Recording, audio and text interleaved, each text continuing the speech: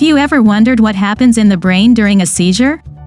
Maybe you or someone you know has experienced a seizure and you're curious about what's really going on. Seizures can be scary and confusing, but understanding what's happening can help demystify this neurological condition. So, in this video, we're going to explore the fascinating world of seizures and take a deep dive into what actually happens in the brain when one occurs. From the different types of seizures to their symptoms and treatments, you'll come away with a better understanding of this complex condition. So buckle up and get ready for an eye-opening journey into the brain. A seizure is like a short circuit in the brain's electrical system. Normally, our brains communicate through a complex network of electrical signals, but during a seizure, these signals can become disrupted, causing a wide range of symptoms. It's kind of like a sudden power surge that can cause your lights to flicker or your appliances to malfunction. The brain is made up of billions of neurons that are constantly firing and communicating with each other. During a seizure, these neurons can start firing in an abnormal and synchronized way, leading to a cascade of electrical activity that spreads across the brain. This can cause a variety of symptoms, from convulsions and loss of consciousness to strange sensations and altered perceptions. Interestingly, seizures can affect different parts of the brain, which is why the symptoms can vary so widely from person to person. Some people might experience visual hallucinations or intense emotions, while others might have trouble speaking or moving. It's like a strange electrical storm that can cause all kinds of chaos in the brain. Seizures can be caused by a variety of factors, some of which may surprise you. Here are a few interesting things to know about the causes of seizures, genetics and family history. While it's well known that certain genetic conditions can cause seizures, such as Dravet syndrome and tuberous sclerosis complex, researchers have also found that there may be a genetic component to epilepsy in general. In fact, a recent study found that having a family history of epilepsy increases your risk of developing the condition by 1.6 to 4 times. So, if you have a family member with epilepsy, it's worth talking to your doctor about your own risk. Brain infections. Some types of infections, such as meningitis and encephalitis, can cause inflammation in the brain that can lead to seizures. But did you know that certain parasites can also cause seizures? For example, toxoplasmosis, a parasitic infection that can be contracted from contaminated food or cat feces, has been linked to seizures in some cases. Head trauma. It's no surprise that a blow to the head can cause seizures, but did you know that the risk of seizures can persist long after the injury has healed? According to one study, people who have had a traumatic brain injury are at a 17-fold increased risk of developing epilepsy later in life. This underscores the importance of taking head injuries seriously and seeking medical attention if you experience a blow to the head. Sleep deprivation. We all know that lack of sleep can make us feel cranky and unfocused, but did you know it can also trigger seizures in some people? Studies have shown that sleep deprivation can lower the seizure threshold in people with epilepsy, making them more likely to experience seizures. So, if you have epilepsy, make sure you're getting enough restful sleep each night. Stress. Like sleep deprivation, stress can also lower the seizure threshold in some people. In fact, studies have shown that stress can trigger seizures in up to 50% of people with epilepsy. While it's impossible to eliminate all stress from your life, finding healthy ways to manage stress, such as exercise or meditation, may help reduce your risk of seizures. To understand what happens in the brain during a seizure, it's important to first understand some basics of brain function. The brain is made up of billions of neurons, which communicate with each other using electrical and chemical signals. When a neuron is activated, it sends an electrical signal called an action potential down its axon, which can trigger other neurons to fire as well.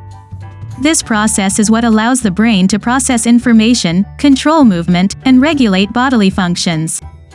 During a seizure, this normal pattern of electrical activity in the brain is disrupted.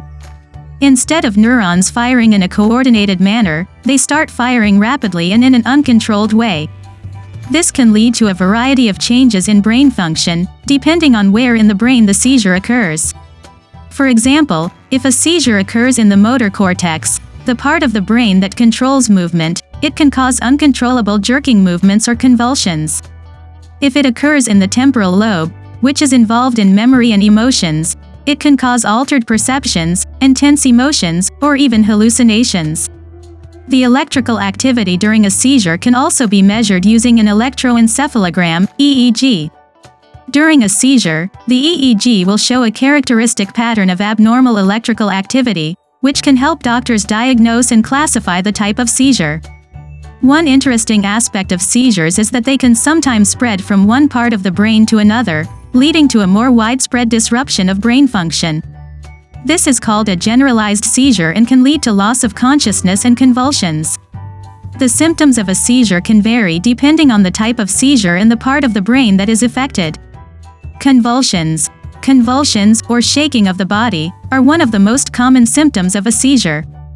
During a seizure, the muscles in the body may contract and relax rapidly, causing the arms and legs to shake uncontrollably. The shaking can last for a few seconds or several minutes, and may be accompanied by other symptoms such as foaming at the mouth or loss of bladder or bowel control. Loss of consciousness. During some types of seizures, the person may lose consciousness or awareness of their surroundings. This can happen suddenly and without warning, and the person may fall to the ground or slump over in their seat. They may appear to be sleeping or unresponsive, and may not respond to verbal or physical stimuli. Altered sensations. Seizures can also cause changes in sensation, such as tingling or numbness in the body, or visual disturbances like flashing lights or blurred vision. Some people may experience auditory hallucinations or strange smells or tastes during a seizure.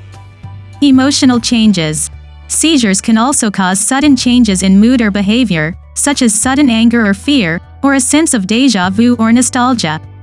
These emotional changes can be confusing for the person experiencing them, and may be difficult for others to understand. Automatisms. Automatisms are repetitive movements or behaviors that can occur during a seizure. These may include lip smacking, chewing, or rubbing the hands together. These movements are involuntary and may be mistaken for intentional behavior. Post-seizure symptoms.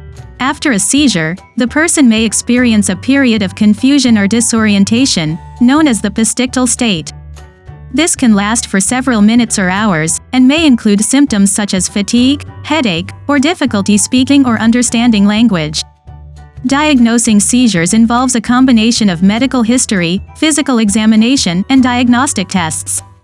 In many cases, the first step is to rule out other medical conditions that can cause similar symptoms, such as low blood sugar, heart problems, or migraines. The doctor may ask questions about the timing, duration, and nature of the seizures, as well as any potential triggers or warning signs. One of the most important diagnostic tests for seizures is an electroencephalogram, EEG. This test measures the electrical activity of the brain and can help identify abnormal patterns of activity that are associated with seizures. During an EEG, electrodes are attached to the scalp and a recording device records the electrical activity of the brain. The test is usually painless and takes about an hour to complete. In some cases, doctors may also use other imaging tests, such as magnetic resonance imaging, MRI, or computed tomography, to look for abnormalities in the brain that may be causing seizures. Once a diagnosis of seizures has been made, the next step is to determine the best course of treatment. Treatment for seizures usually involves a combination of medication, lifestyle changes, and, in some cases, surgery.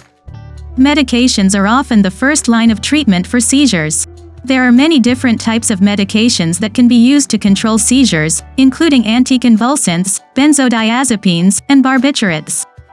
The specific medication prescribed will depend on the type of seizure and the patient's medical history and overall health. In addition to medications, lifestyle changes can also be helpful in managing seizures. This may include getting enough sleep, avoiding alcohol and recreational drugs, and reducing stress.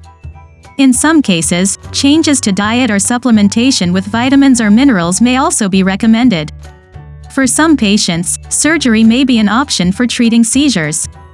This is typically only considered if medications and lifestyle changes have not been effective in controlling seizures, and if the seizures are localized to a specific area of the brain. Surgery for seizures usually involves removing the part of the brain that is causing the seizures, or implanting a device to help control the electrical activity of the brain. If you or someone you know experiences seizures, it's important to seek medical attention and explore the different treatment options available. In addition, maintaining a healthy lifestyle can help prevent seizures and improve overall brain health. This includes getting regular exercise, eating a balanced diet, managing stress, and avoiding alcohol and drugs. If you're interested in learning more about how to live a healthy lifestyle and improve your overall well-being, I invite you to subscribe to our channel for regular tips and advice. We'll be sharing practical strategies for staying healthy and happy, including topics related to nutrition, fitness, mental health, and more. Thank you for watching, and we look forward to helping you achieve your health and wellness goals.